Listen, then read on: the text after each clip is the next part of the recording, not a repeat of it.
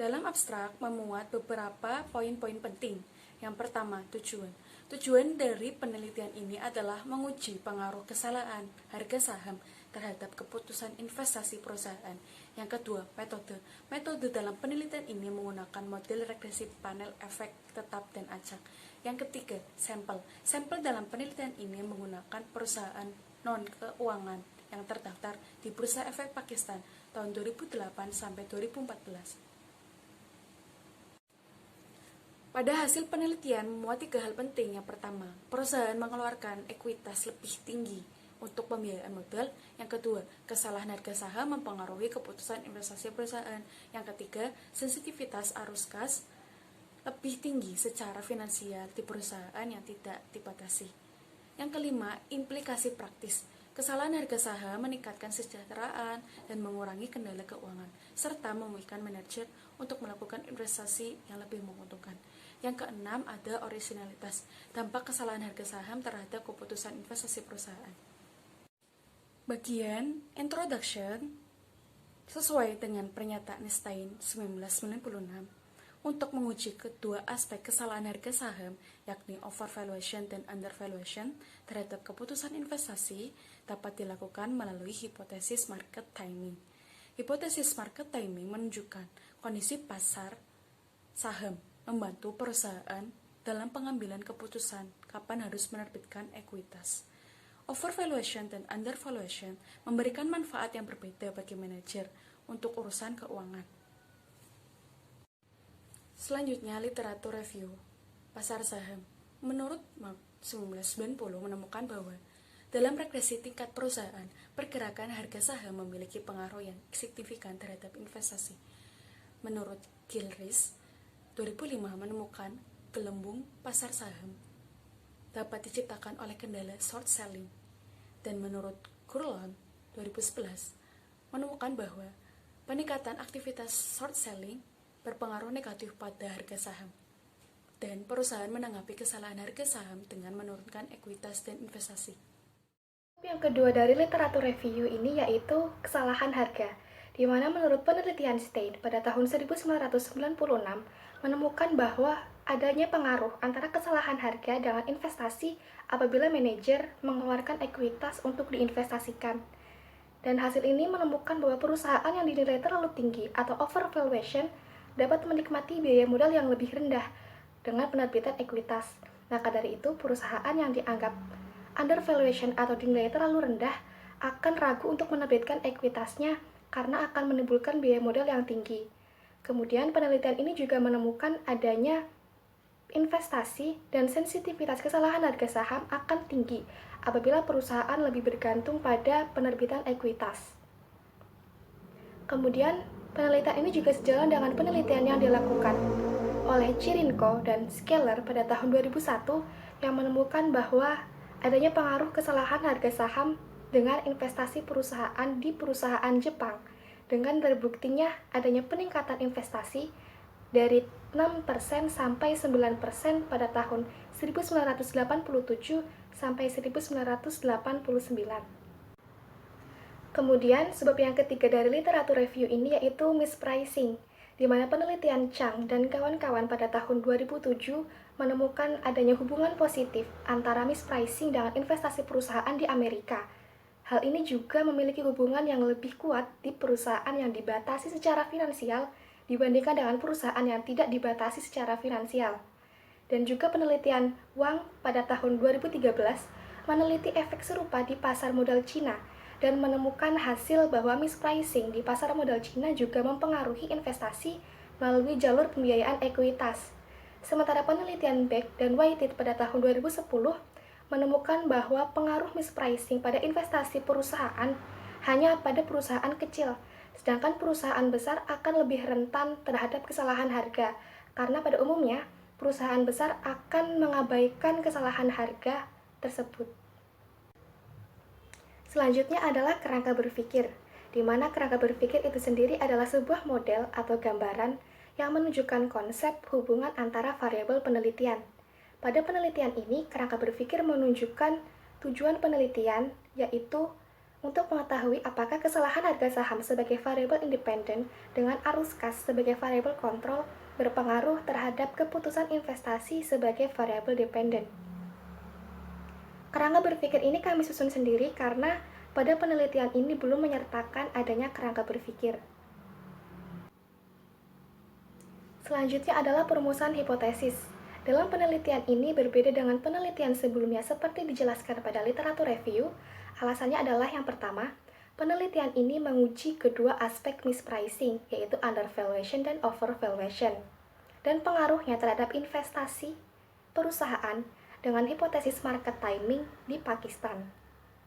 Yang kedua, penelitian ini juga menguji bagaimana sih kesalahan harga saham dapat mempengaruhi investasi perusahaan seiring dengan meningkatnya financial constraint. Yang ketiga, penelitian ini juga memeriksa sensitivitas investasi arus kas. Selanjutnya, saya akan memaparkan mengenai metodologi penelitian. Metodologi penelitian yang pertama yaitu ada populasi. Populasi dari penelitian ini meliputi seluruh perusahaan yang terdaftar di PSX, yaitu ada sekitar 559 perusahaan yang terdaftar. Sedangkan yang menjadi sampel yaitu perusahaan non-keuangan yang masuk dalam indeks PXX 100 pada periode 2008 hingga 2014. Peneliti awalnya memilih semua perusahaan di indeks PXX 100 sebagai sampel untuk penelitian ini yang mencangkup periode waktu dari 2008 hingga 2014. Namun, perusahaan keuangan kemudian dikecualikan dari penelitian ini karena struktur modal dan standar pelaporan perusahaan keuangannya berbeda dengan perusahaan yang non-keuangan.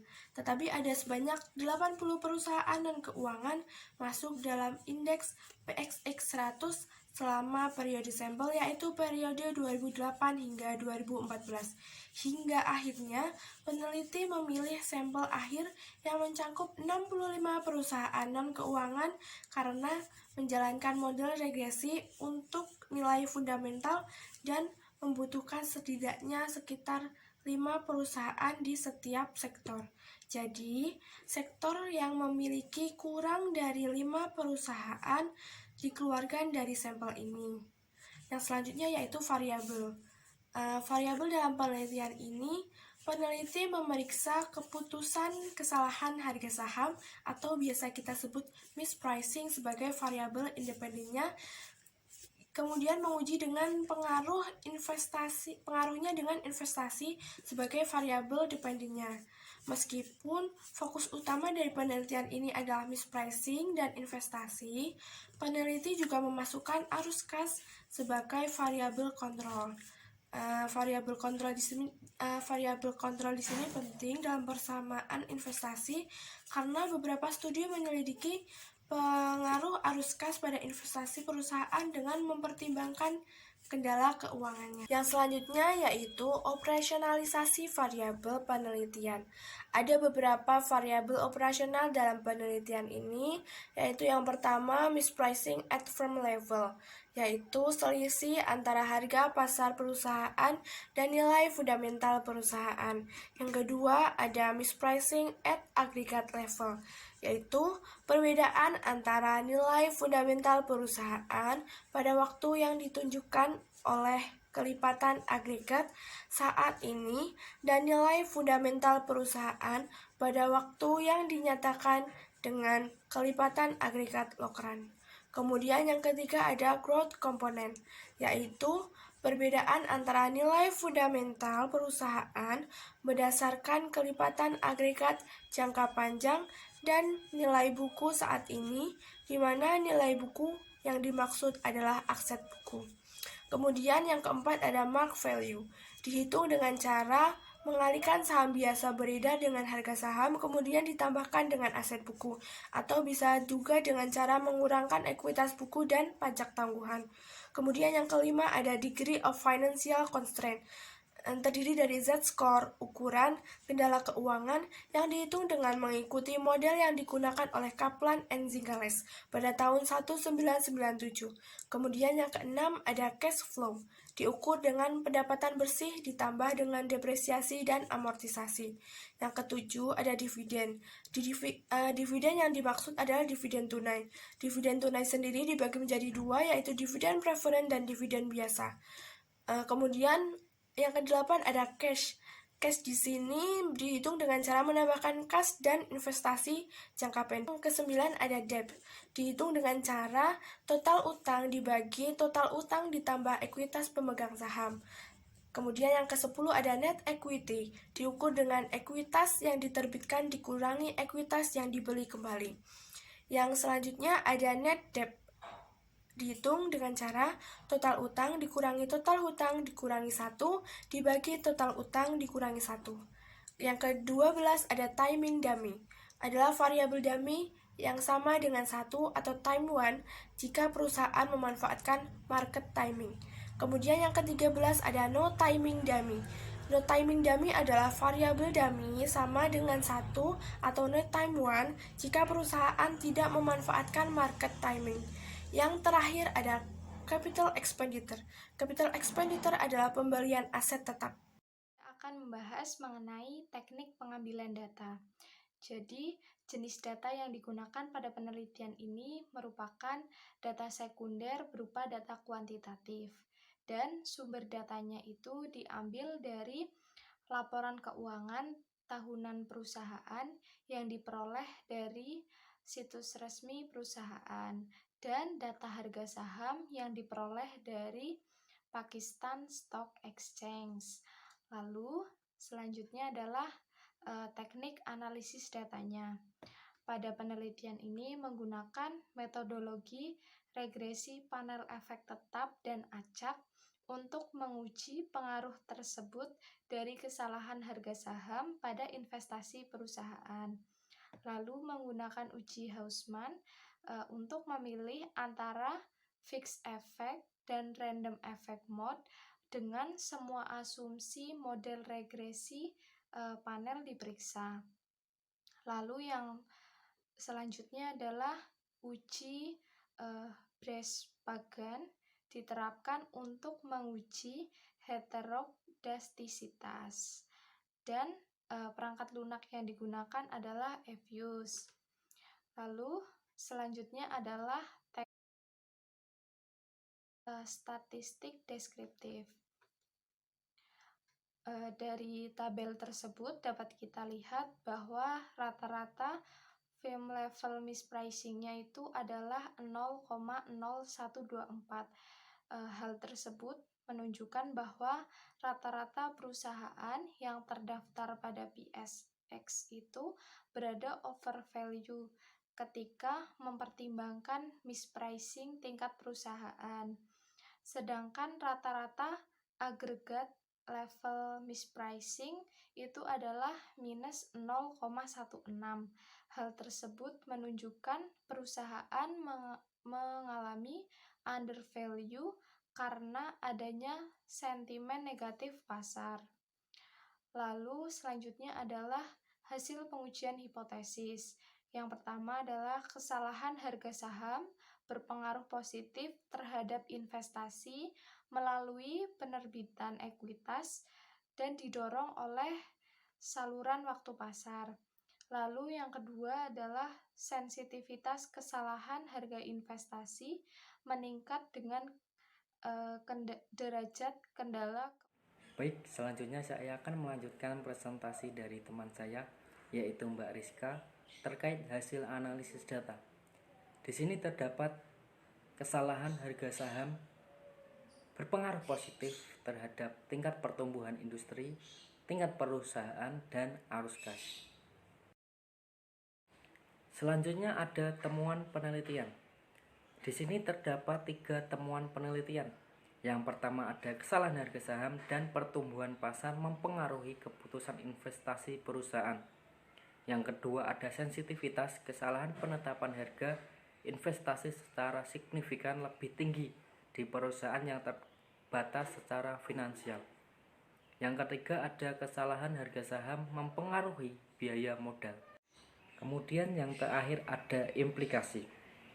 Kesalahan penetapan harga saham meningkatkan kesejahteraan dengan mengurangi kendala keuangan dan membiarkan manajer untuk membuat investasi dalam proyek yang tidak didanai.